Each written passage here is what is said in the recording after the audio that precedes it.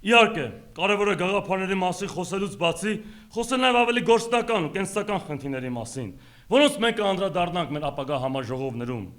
Բայց թույլ տվեք եւս մեկ անգամ շեշտել, թե որքան անհրաժեշտ է մեր քաղաքական գործունեության ու պայքարի համար նախ եւ առաջ մի ամուր գաղափարական ու հոգեվոր հիմք կառուցելը, մի պինդ կորիզ ստեղծելը, եթե մենք ուզում ենք որևէ հույս եւ հնարավորություն ունենալ մեր պայքարը մինչեւ հաղթանակ հասնելու համար։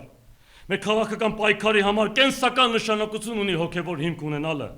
Սա չեն կարող անտեսել ու չեն կարող այս դժվար ճանապարհը շրջանցել։ Գաղափարախոսության պակասն է պատճառը, որ մեր ժողովուրդը անընդհատ աճ ու ձախ է քաշվում եւ մանիպուլյացիաների ենթարկվում, որովհետեւ եթե ոչինչին չես հավատում, ապա ամեն ինչին էլ կհավատաս։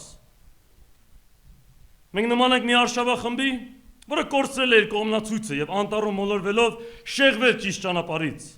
Դրա պատճառով չի կարողանում գտնել իր տունը, ոչ էլ իր վերջնակետը, չգիտի ուր է գնում եւ ինչի համար է շարունակում ճանապարհը։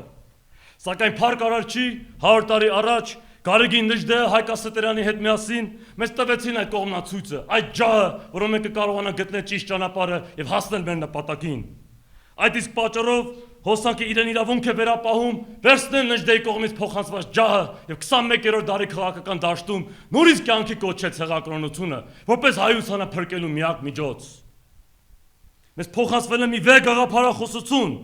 եւ մեր նպատակն է այդ գաղափարին տալ միջազգային ճանաչողություն։ Մեր առաքելությունն է այդ գաղափարը վերածելու համաշխարհային շարժման։